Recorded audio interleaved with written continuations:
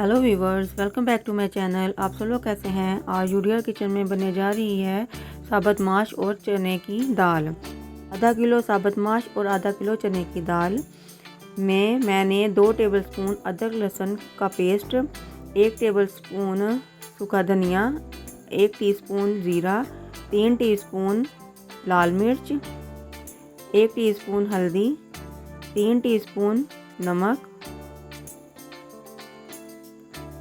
डालकर इसे ढककर एक उबाल आने का इंतज़ार करें। जब एक उबाल आ जाए तो इसे 40 से 45 मिनट के लिए पकने दें।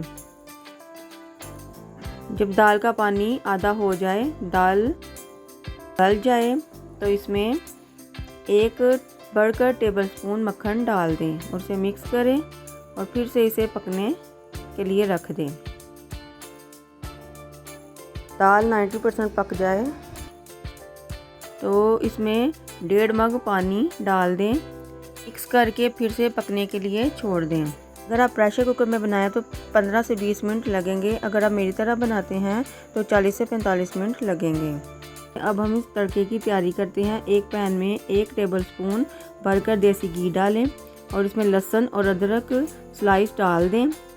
जब दोनों लाइट ब्राउन हो जाए तो इसमें आधी टीस्पून ज़ीरा डाल दें। जब ज़ीरा क्रैकल हो जाए तो इसमें थोड़ा सा हरा धनिया डालकर दाल में तड़का लगा दें और इसे थोड़ी देर के लिए ढककर रख दें।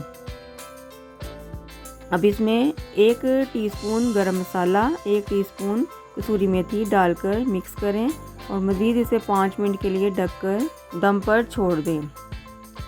मज़ेदार हमारी मखनी दाल तैयार है। इसमें थोड़ा सा हरा धनिया डालें, इसे मिक्स कर लें। मज़ेदार हमारी मखनी दाल तैयार है। अब हम इसे सर्व करते हैं। ये बहुत मज़ेदार और डिलीशियस दाल बनती है।